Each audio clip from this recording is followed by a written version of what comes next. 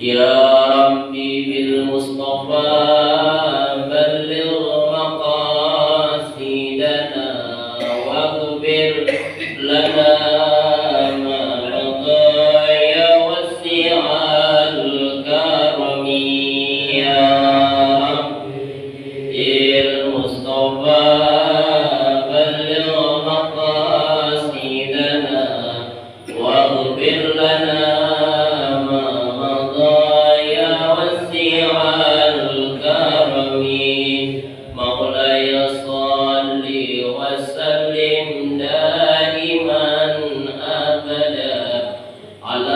حبيبك خير الخلق كلهم يا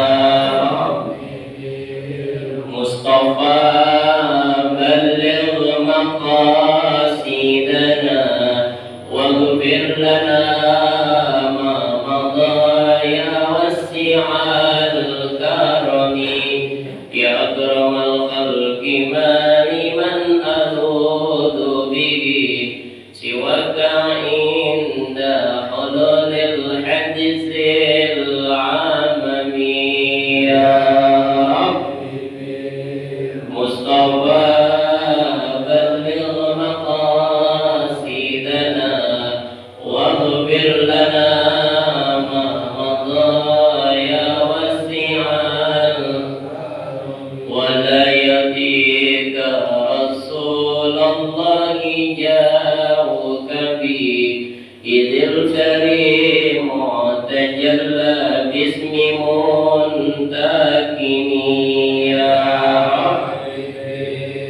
مصطفى بلغ مقاصدنا واغفر لنا ما مضى يا وسع الكرم وإن من جودك الدنيا وضرتها ومن علومك علم اللوح والقلم يا مصطفى بلغ مقاصدنا واغفر لنا ما مضى يا وسع الكرم يا نفس لا تقنطي من زلة عظمت إن الكبائر في الغفران كالأمم يا مصطفى بلغ مقاصدنا واغفر لنا ما مضى يا وسع الكرم والأهل والصحب ثم التابعين فهم أهل التقى والنقى والجود والكرم يا ربي المصطفى بلغ مقاصدنا واغفر لنا ما مضى يا وسع الكرم اللهم صل وسلم وبارك عليه ربي زدني علما وارزقني فهما وألحقني بالصالحين ربي زدني علما وارزقني فهما وألحقني بالصالحين ربي زدني علما وارزقني فهما وألحقني بالصالحين برحمتك يا أرحم الراحمين. الفاتحة إلى حضرة النبي سيدنا محمد رسول الله صلى الله عليه وسلم وعلى آله وأصحابه وأزواجه وذريته. الفاتحة. أعوذ بالله من الشيطان الرجيم. بسم الله الرحمن الرحيم. الحمد لله رب العالمين الرحمن الرحيم مالك يوم الدين. إياك نعبد وإياك نستعين اهدنا الصراط المستقيم صراط الذين أنعمت عليهم غير المغضوب عليهم ولا الضالين آمين. الفاتحة سنة خصوص المؤلف هذا الكتاب المرحوم سيدي أحمد الحشامي. الفاتحة. أعوذ بالله من الشيطان الرجيم. بسم الله الرحمن الرحيم. الحمد لله رب العالمين الرحمن الرحيم مالك يوم الدين. إياك نعبد وإياك نستعين اهدنا الصراط المستقيم صراط الذين أنعمت عليهم غير المغضوب عليهم ولا الضالين آمين. Kita baca Fatihah satu kali lagi buat guru kita, orang tua kita, Ketua MUI Kota Bekasi, Kiai Haji Miran Syamsuri yang sudah 3 kali masuk ke rumah sakit. Mudah-mudahan senantiasa Allah angkat segala penyakitnya, Allah kembalikan segala kesehatannya. Al-Fatihah. Al-Fatihah. A'udzu billahi minasyaitonir rajim. Bismillahirrahmanirrahim.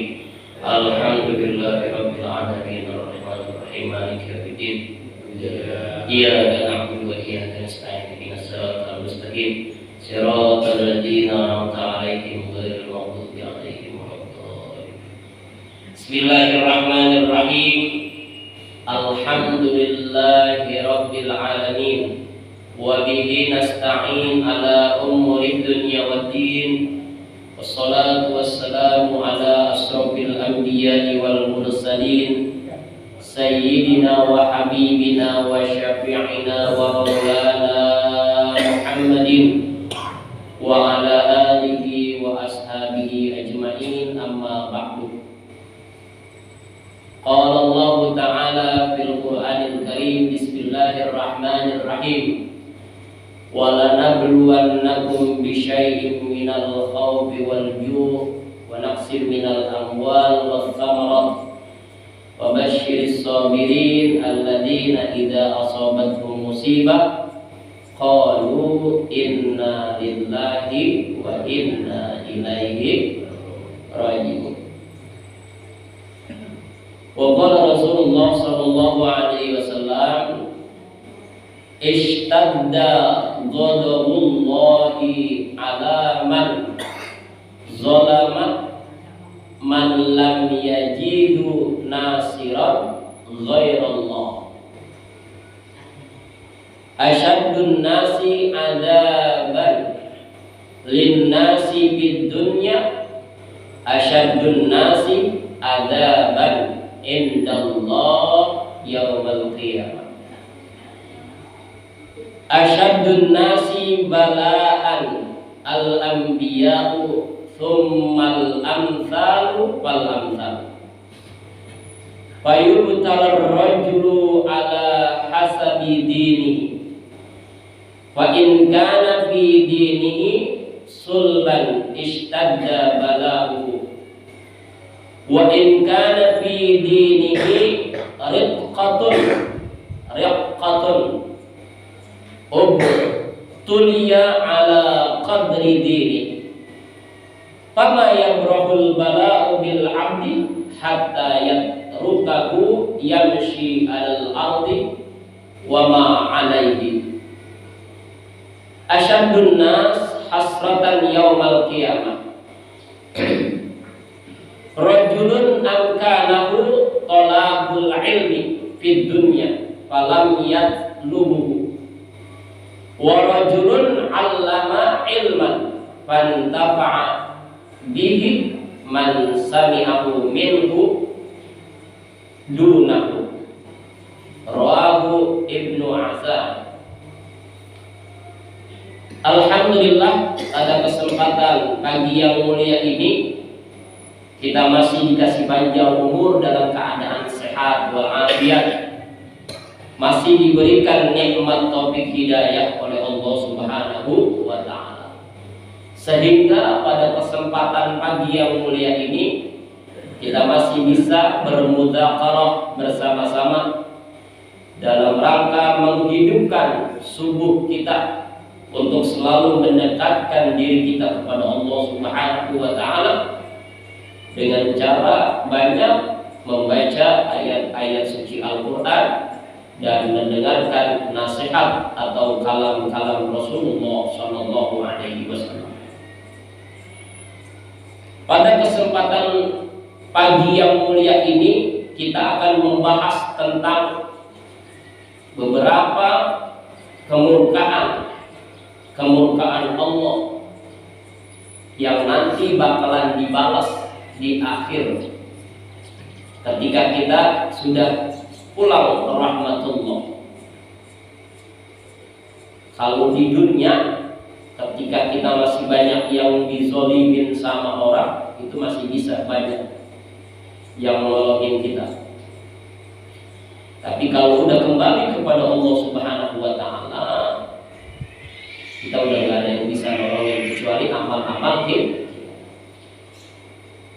Di sini diterangkan ishtadda ghadabullah,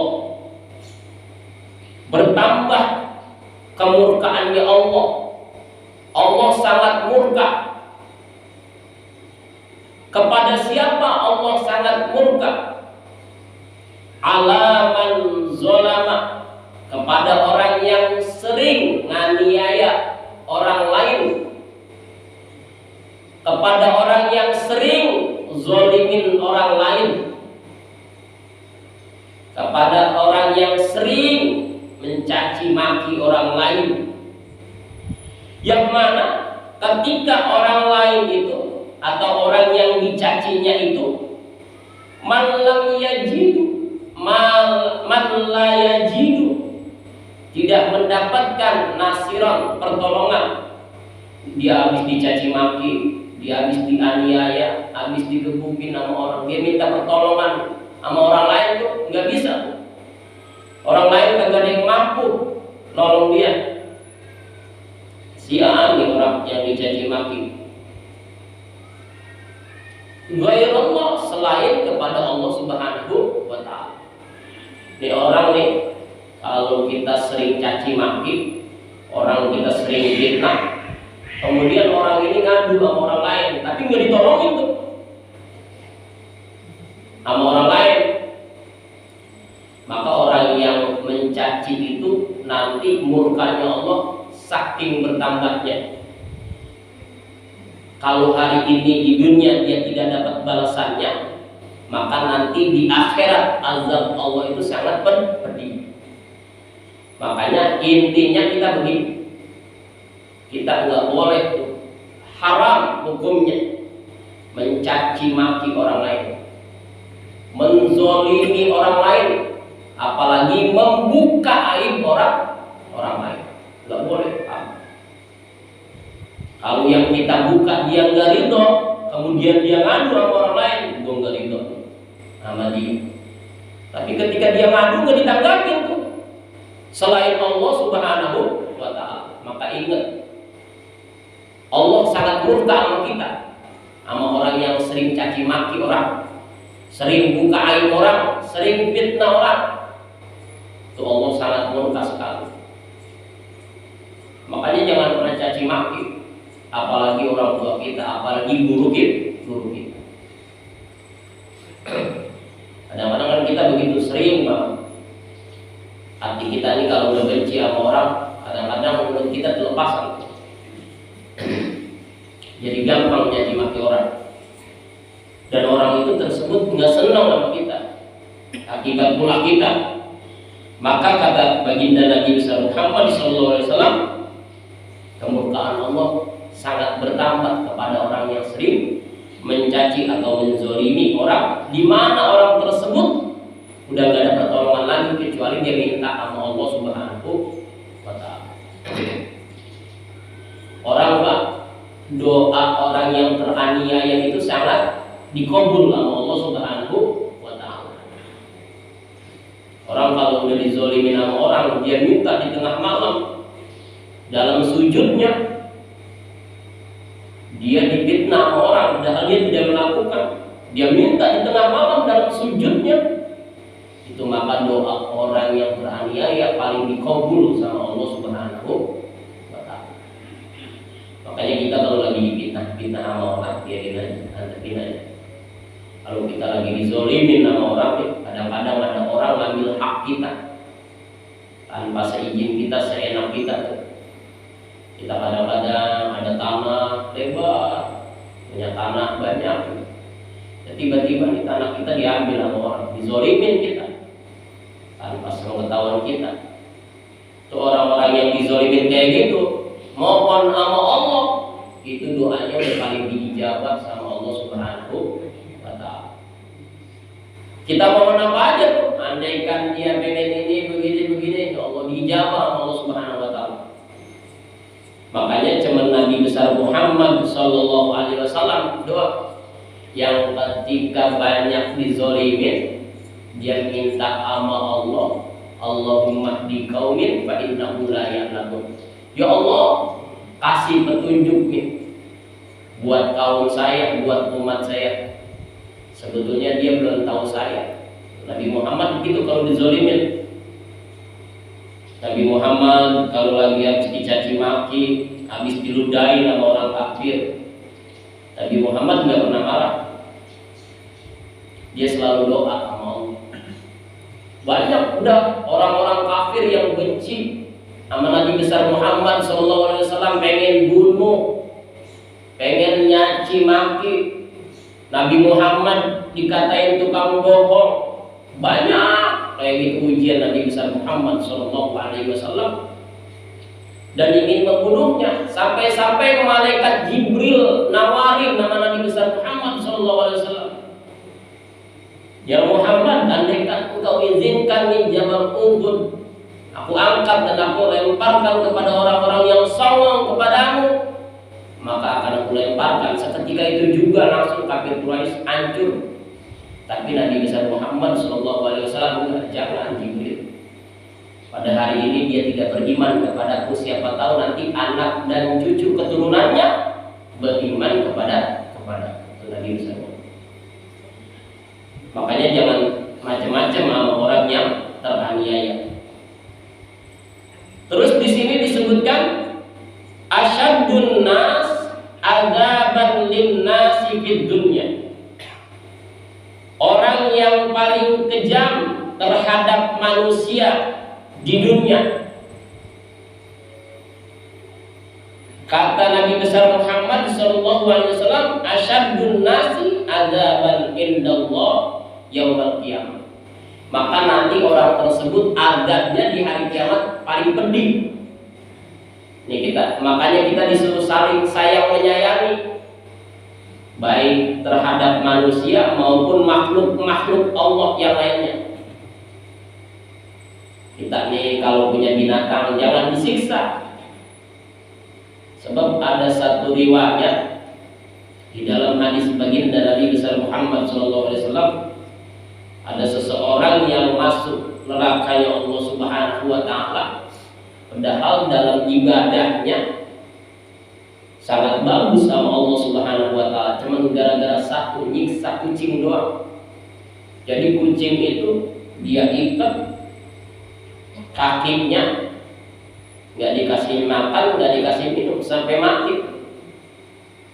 Asbab itu tuh ibadahnya semua ditolak sama Allah Subhanahu wa ta'ala. Makanya orang yang paling kejam itu nanti siksaannya juga paling kejam di akhiratnya Allah Subhanahu wa ta'ala. Itu sama binatang kayak gitu tuh kejamnya. Bagaimana kalau kita kejamnya kepada manusia? Lihat ulama-ulama kita tuh yang sedang lagi berjuang di jalan Allah Subhanahu wa ta'ala, dipenjarain. Ya Allah, kejam kagak? Iya, pada hari ini di dunia sih nggak apa-apa, dia punya kuasa, tapi nanti di akhirat adalah qadhi yang paling adil. Yang paling adil adalah Allah Subhanahu wa ta'ala. Sekarang kita di dunia masih bisa main sogok menyogok, kita kejam sama orang, kita bunuh orang, kita bisa bebas nih dari penjara dunia. Akibat apa? Akibat pengecara kita. Tapi nanti kita di akhirat tidak bakalan bisa lepas. Sebab nanti yang berbicara adalah amal-amal kita. Al-yawma nakhtimu ala afwahihim wa tukallimuna aydihim tashhadu arjuluhum bima kanu yaksibun. Makanya paling berat nanti siksanya orang ketika orang paling berat nyiksa orang lain di dunia. Kayak kalau kita nyiksa orang tuh kadang-kadang ada maling yang ketahuan, ketangkep, kita main bakar, itu yang bakar tuh main siram bensin aja. Padahal kita manusia nggak ada hak buat bakar orang. Yang berhak untuk bakar orang itu cuma Allah Subhanahu wa Ta'ala. Ini kadang-kadang kita kan sewa. Ini orang maling nih, malingnya kagak seberapa. Ketahuan, ditelanjangin, digebugin. Sampai pada apa? Merah kadang-kadang. Udah begitu kurang puas juga tuh. Disiram sama bensin, dibakar oleh Allah. Itu kezaliman itu. Kalau dia kadang-kadang niat maling, emang kadang-kadang kalau lagi susah itu buat anak istrinya, udah saking susahnya dapat kerjaan, kita kagak tahu tuh dia maling, kemudian kita siksa, ketahuan tuh sama masa, ntar yang bakal itu dituntut sama dia.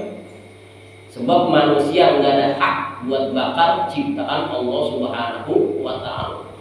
Jangankan manusia, andaikan kita kadang-kadang tuh kan tikus banyak di rumah, kita akal-akal ini sama akal-akalan tikus, kita kerjain, kita perangkap dia masuk ke dalam itu perangkapnya. Tapi kadang-kadang kalau saya lihat tuh ada tuh udah saking gedenya sama tikus, kebanyakan makanin makanan dia di loteng. Ya Allah, udah masuk ke perangkapnya nih, kandang dia nggak dikeluarin tuh tikusnya, disiramin bensin, dibakar gitu-gitunya juga, itu nggak boleh. Jadi kita manusia itu nggak ada hak buat bakar ciptaannya Allah Subhanahu wa Ta'ala. Makanya hadirin jamaah rahimakumullah, kalau kita perhatiin nih, ya Allah, udah saking sayangnya Allah sama hambanya sampai kayak gitu. Apalagi sampai ketika ada orang yang menghilangkan nyawa orang lain, itu nggak boleh. Yang berhak menghilangkan atau yang mencabut nyawa kita cuma Allah Subhanahu wa Ta'ala. Gimana saat kalau ada orang itu main tembak aja, ya Allah, itu tanggung jawabnya besar. Iya, di dunia dia masih bisa selamat, tapi nanti di akhirat kalau orang tersebut kagak ikhlas, ya Allah, zalim kita, nggak boleh. Bagaimana saat kita nih punya anak bandel banget, jangan sampai kekerasan yang timbul sama kita. Manusia itu kalau kita siksa sedikit pun sampai luka, ya Allah, apalagi sampai meninggal dunia, dosanya besar, haram. Di sini sampai dikatakan asyadun nasi adzaban linnasi fid dunya. Orang yang paling kejam terhadap manusia di dunia, maka nanti asyadun nasi adzaban indallahi yaumil qiyamah. Orang tersebut bakalan Allah azab dengan sepedih-pedihnya. Kalau di dunia ini ada batasnya, makanya walikulli syai'in ajal. Jadi setiap sesuatu itu ada ajalnya, batasnya. Kalau kita hari ini merasa berpuasa nih, seumpama kita hidup merasa berpuasa, kemudian kekuasaan kita buat zalim, nanti di hadapan Allah Subhanahu wa Ta'ala itu semua dimintakan pertanggungjawaban di hadapan Allah Subhanahu wa Ta'ala. Makanya kata Allah Subhanahu wa Ta'ala, yauma la yanfa'u, nanti tidak ada manfaatnya lagi tuh. Malun wala banun, harta dan anak nggak ada manfaatnya. Kita punya harta nih, kalau harta kita di dunia kita buat kesombongan, kita buat menganiaya orang, kita buat zolimin orang, nanti harta nggak ada manfaatnya tuh di hadapan Allah Subhanahu wa Ta'ala. Kita punya anak nih, kalau anak kita didik di dunia ini, Malah kita suruh jadi preman. Ya Allah, nggak ada manfaatnya. Jangan bangga punya anak yang kira-kira megang tanah abang, jangan. Anakku preman di tanah abang, ya Allah. Preman di dunia mah nggak ada apa-apanya nanti. Dia nih preman ketika ketemu malaikat Israil aja, ya Allah. Jangan dibanggain. Wah, dia mah itu cucu gua yang megang pondok gede, ya jangan. Biar kata tahu kita banyak banget. Sebab nanti kalau ada orang nih kejam sama orang lain, pedih sama orang lain, suka fitnah, gampang ngumpulin orang di dunia, maka nanti adabnya di akhirat lebih pedih lagi. Kata Allah Subhanahu wa Ta'ala, iya dulu lu tangan lu kuat, iya dulu lu punya kekuasaan, gampang nyuruh-nyuruh orang. Iya dulu gampang lu fitnah orang, sampai orang yang lu fitnah gak bisa ngadu lagi sama orang lain kecuali sama gua. Kata Allah, sekarang lu ada di hadapan gua, keluarin kekuatan lu. Gitu kata Allah. Udah gak nemuin lagi.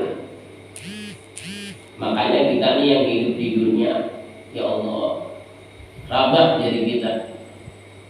La haula wala quwwata illa billah. Kita nggak ada daya dan tidak ada kekuatan kecuali dapat Allah Subhanahu wa Ta'ala.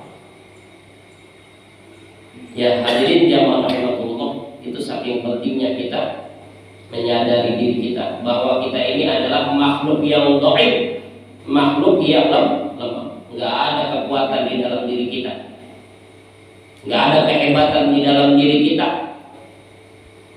Apalagi yang sekarang udah pada viral nih, apa, pesulap merah sama Gus Samsudin.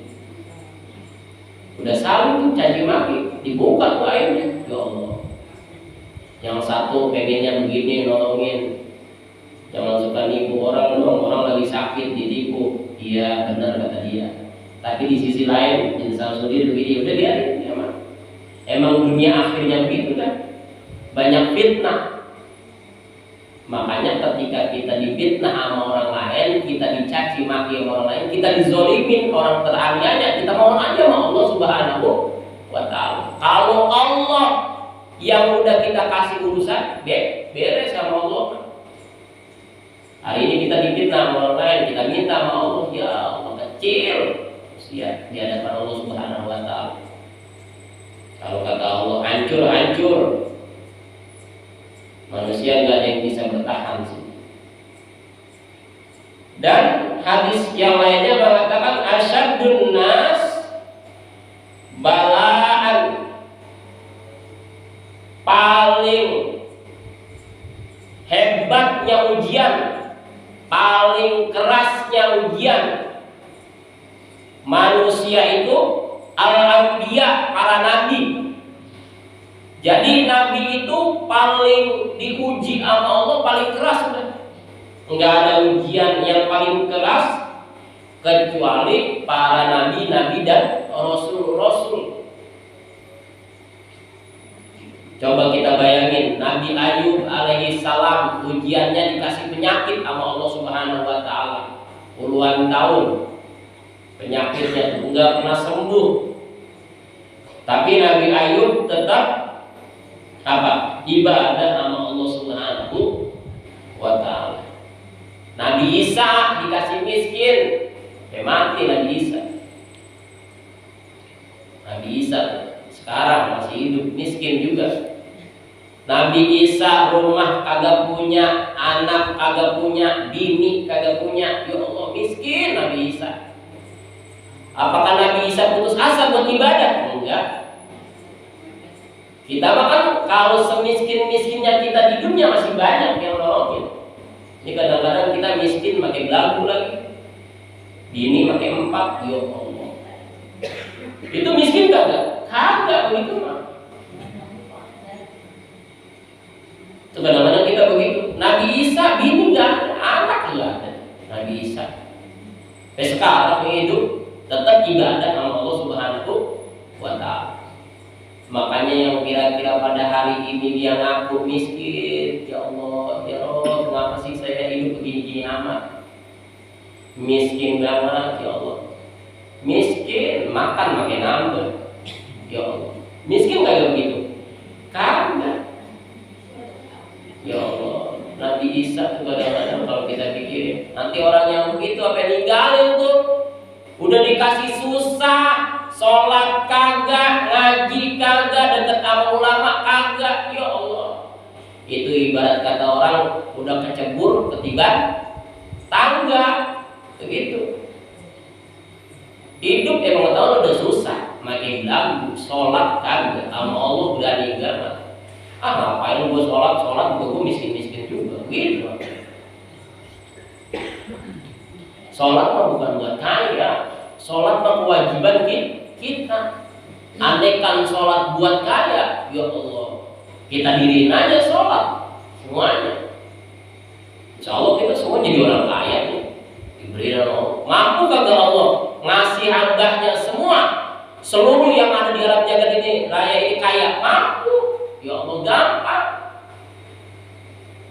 Andaikan orang di dunia ini sholat semua, keagungan Allah tetap agung. Andaikan seseorang atau hamba Allah di dunia ini nggak ada yang sholat, tetap Allah mah tetap agung. Makanya nih, ketika ujian yang paling berat adalah para nabi, tsummal amsal wal amsal, kemudian para sahabat-sahabatnya. Nabi Muhammad ujian yang paling berat. Sampai gini hari Nabi besar Muhammad SAW masih sayang sama umatnya. Makanya kalau Nabi Muhammad lihat umatnya satu aja di neraka, ya Allah, Nabi Muhammad nangisnya luar biasa. Itu ngapa sih dia sampai masuk neraka? Dis gimana? Emang susah diatur. Disuruh sholat kagak mau sholat, disuruh ngaji kagak mau ngaji. Hidayah Allah itu pun dijemput. Hidayah Allah. Emang hidayah Allah itu walaupun rumahnya dekat masjid, walaupun rumahnya dekat musola, belum dapat hidayah Allah, emang belum bisa. Tapi kudu bicara. Kalau kita hidup di dunia kagak mau, ya udah begitu aja. Di rumah aja, hidayah Allah juga susah. Makanya kesempatan buat kita.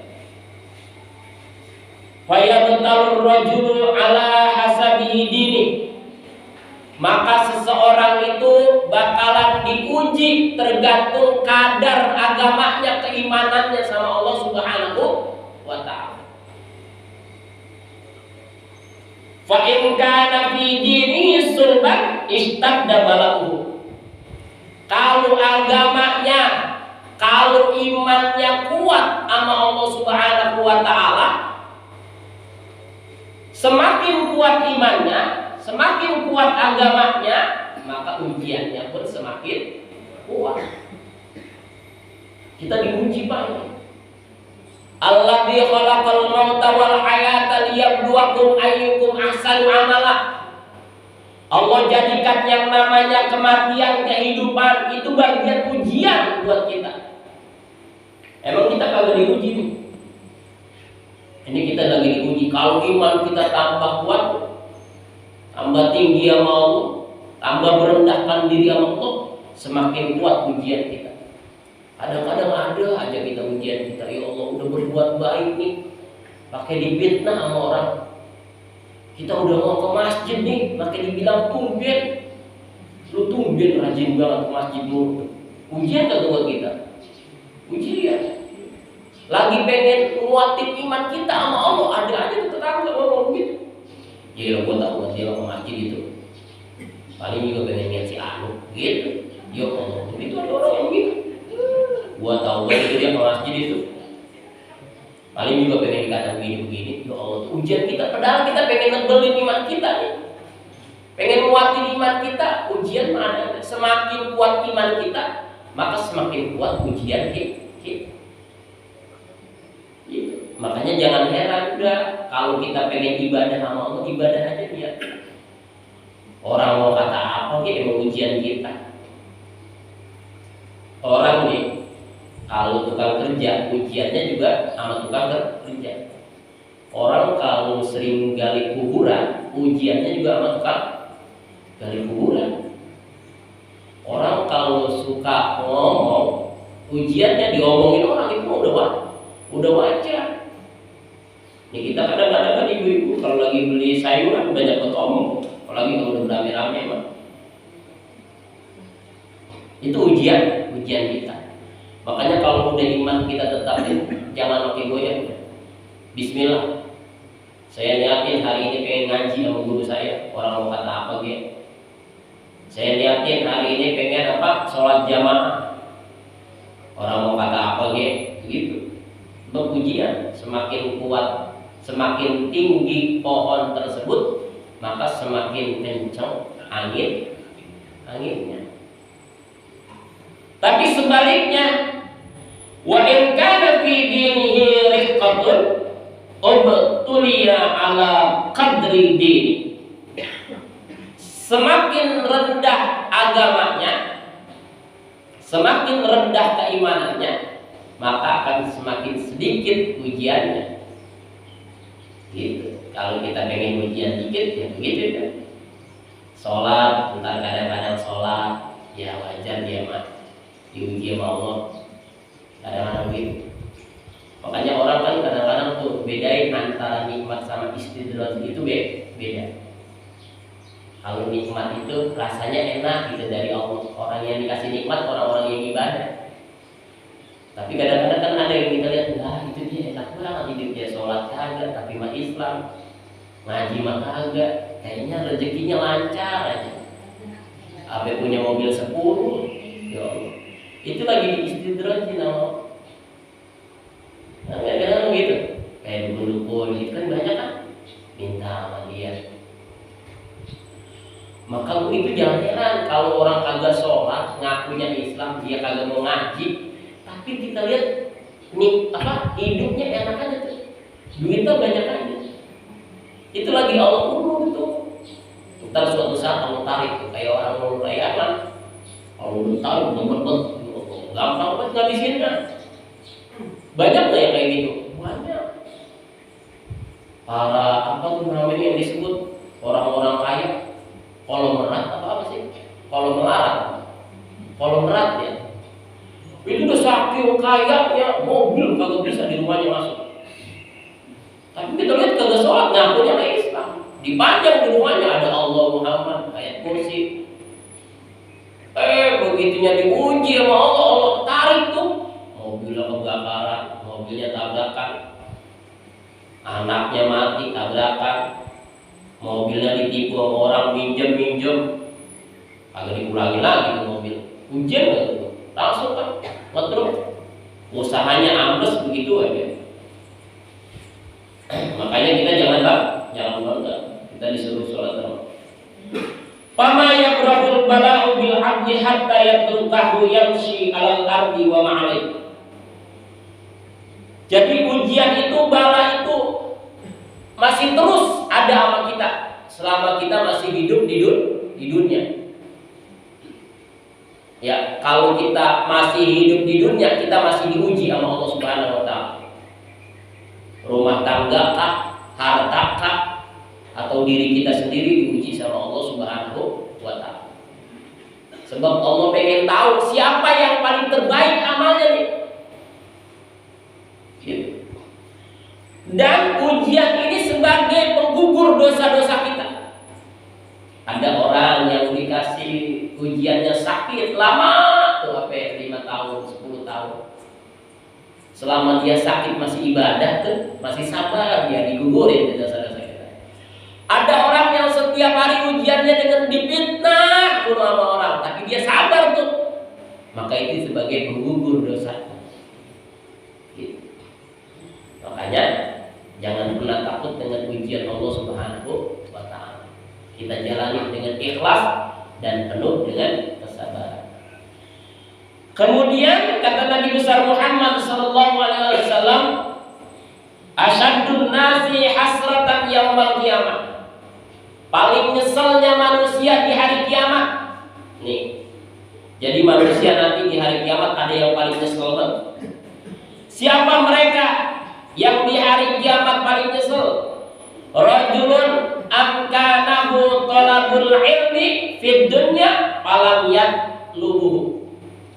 Seseorang yang ada kesempatan buat nuntut ilmu nih. Ini orang ada kesempatan buat nuntut ilmu sama guru-gurunya.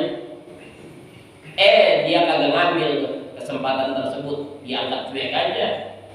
Ada pengajian nih semua di sini sama kiai, sama guru-guru kita. Dia ada kesempatan tuh, ada di rumah, ada waktunya.